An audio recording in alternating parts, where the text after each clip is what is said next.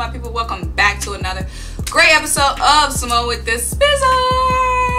Yes, I'm Simone bringing you guys daily sports talk. So if you're new here, if you're old here and you haven't already subscribed to the channel yet, make sure you stop what you're doing. Make sure you leave a comment. Make sure you subscribe. Make sure you keep rocking with me. Also, make sure you turn notification bells on because you already know the videos is coming live. Boom, boom, boom, boom, boom. And you don't want to miss a single video or a single live stream when I do go live. You know what I mean? So guys, also make sure you check out the links down below. The first link is to buy me a coffee to help fuel this channel. The second link is to shop the official Simone with the Spizzers merch collection. Get you the Simone with the Sports classic tee. You know what I'm saying? If you're a classic girl or a classic guy, or get you the wavy tee if you're a little wavy. The last link is to subscribe to our podcast, Tough Calls, where me and Dylan have some of your favorite sports analysts, reporters, former and current athletes chop it up with us on the podcast. So guys, let's get into this conversation. We're talking Wizards, Sixers. I know.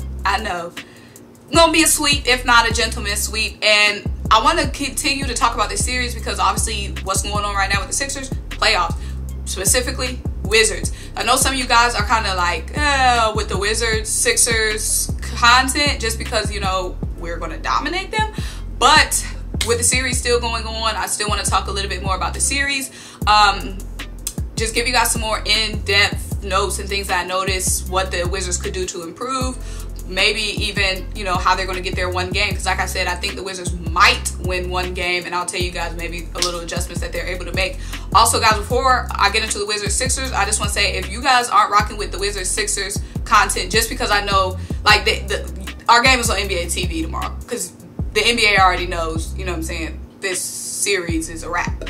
But if you guys are bored with the Wizards Sixers videos, I will go ahead and jump to the second round because, guys, I'm super excited after watching Hawks-Knicks to talk about the second round matchup between Sixers and Knicks or Hawks. But I know some of you guys might be like, hold up, let's finish the first round first before we jump into scouting the second round. But I mean, come on now, we know this is a wrap. But let me know if you guys continue like the Wizards Sixers stuff, we'll keep doing it. If you guys want to jump ahead and start scouting the second round, by all means. But let's go ahead and talk about some notes. So Joel Embiid, of course, Joel Embiid had 30 points.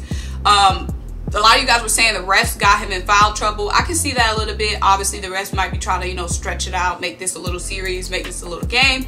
But, I mean, he did great against the double and triple teams. And the Wizards tried to, of course, you know, their big men, Lin and Lopez, would need help a lot. So sometimes you can see BERTANS going and double teaming. You can see Rui going and helping out on the double team, or sometimes even triple teaming. But Joel Embiid just did such a great job handling that. He had 5 turnovers, of course, from the pressure, but he did a great job passing down the double teams, and he did a great job obviously scoring. He had 30 points. Just on the defensive end, of course, trying to stay out of foul trouble. But like I said, I feel like that was more of the refs than Joel Embiid. But it will be interesting to see what the Wizards do to try to contain. Now, I know they can't contain Joel Embiid, but what are they going to try to do to contain Joel Embiid? Are they going to try to put him in a one-on-one situation? Because obviously double and triple teaming him isn't good for the Wizards, because the Sixers, we're loaded with shooters, so he could just kick it out to Seth. He could kick it out to Tobias, who obviously had 37 points. He could kick it out to a wide open Danny Green. And Tobias obviously had 37 points. Seth Curry had 15 points. And Danny Green had 11 points, all benefiting from all the attention Joel Embiid was getting. So we can look out for the Wizards to try to switch up that coverage on Joel Embiid. Maybe they'll try one-on-one. Don't know how that's going to work on their favor, but obviously the double teams, it ain't no problem. It ain't no problem. Hashtag it ain't no problem down below.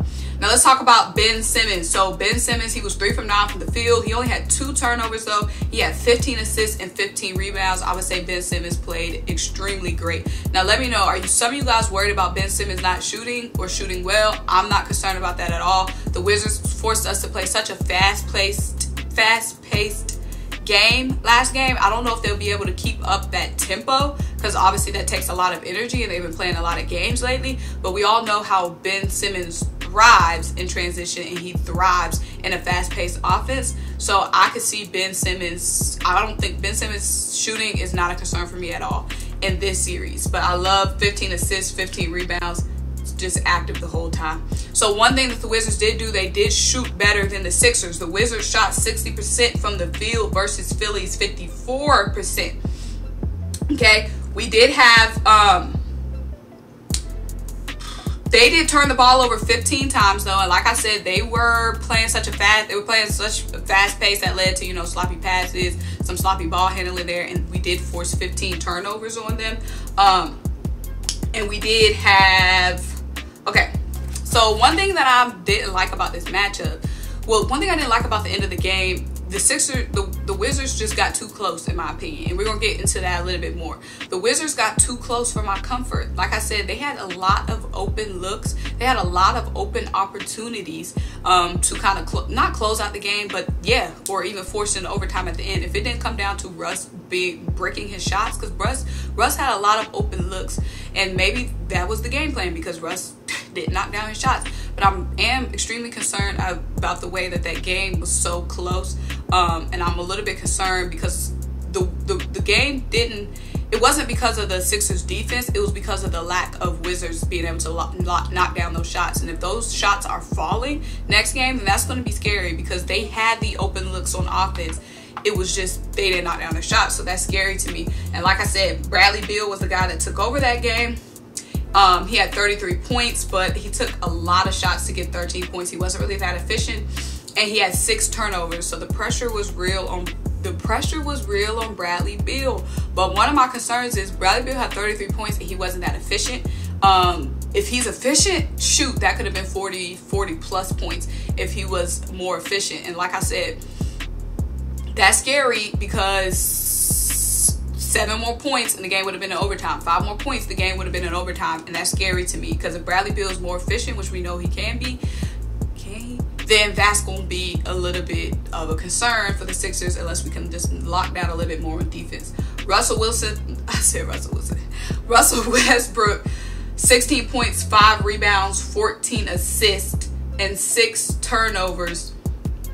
He was 7 for 17, extremely inefficient. Now, Russell Westbrook only has 16 points, and he's a guy who averages around 20-some points in the regular season. Like I said, if he had those 20-some points, then like I said, the game would have been in overtime. It was only a 5.7 point differential.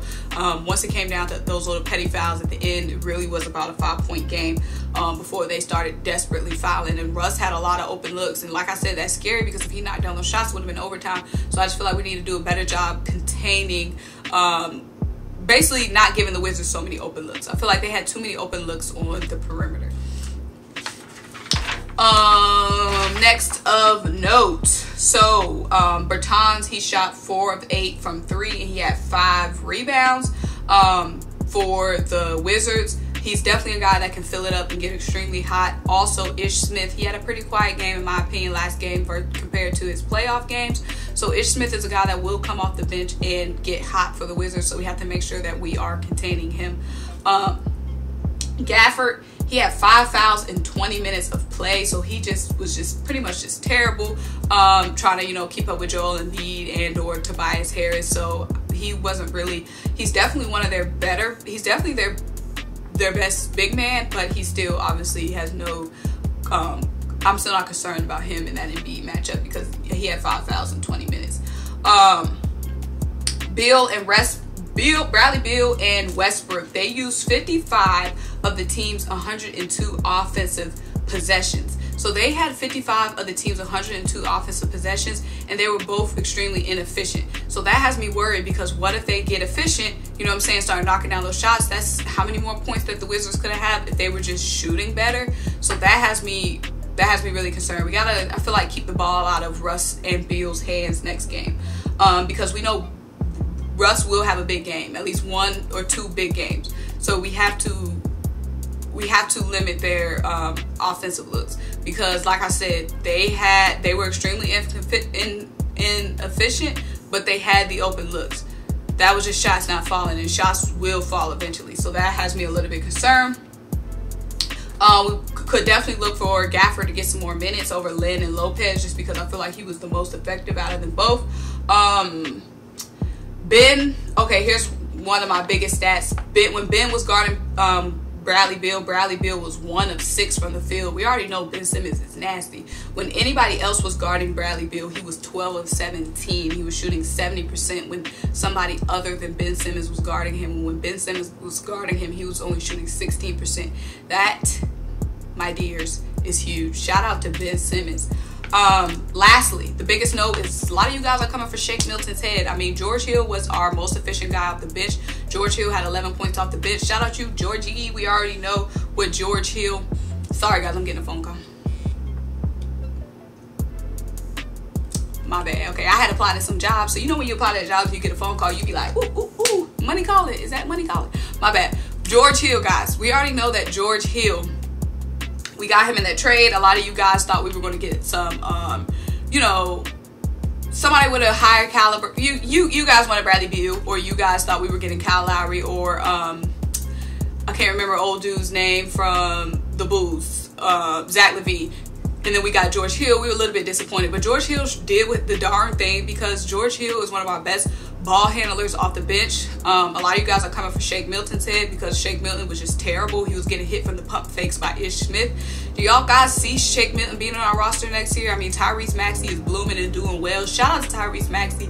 He just came in the game just super explosive in his playoff debut as a 20-year-old rookie. Just so poised. Just so poised, versus where Shake Milton, when he's in that one-on-one ISO situation, Shake Milton just be seeming like he's trying to do too much. Is that where he got the nickname Shake, from doing too much? You know what I'm saying? Shake Milton it's just been real inconsistent. He just doesn't have the discipline as a ball handler for me. I want to see Shake coming off the bench and just filling it up and knocking down those shots, and he's not doing that, because we see George Hill doing great facilitating. George Hill had the best points for us off the bench. He had 11 points for us off the bench. Also, so do you guys see Shake Milton being on our roster next year? Because a lot of you guys are really coming for his head on Twitter. I like Shake, G League product, got it out the mud, you know what I'm saying? But I just want to see him look more like a point guard and not like a shooting guard. And if you are a 2, knock down the shots. Knock down the shots. You got to be way more consistent. Also, Cork Moz was a little cold as well. But let me know what you guys think. It's plenty of ball to be played. Shake, Cork Moz, who knows? They can come up and prove to be consistent for us later down the stretch. So we'll see. It's different people's games every night. The other night was Tobias's game. Who knows? Shake Milton might bloom and prosper. Cork Moz might bloom and prosper. But you guys, you got to knock down those shots, especially when Joel Embiid is getting triple teamed. You know what I'm saying? You're just primed wide open. But guys, let me know what you think. Make sure you like this video. Make sure you leave a comment. Make sure you subscribe. Let me know what kind of coverage you want to see during the Sixers playoff championship run. Until I talk to you guys next time. Bye!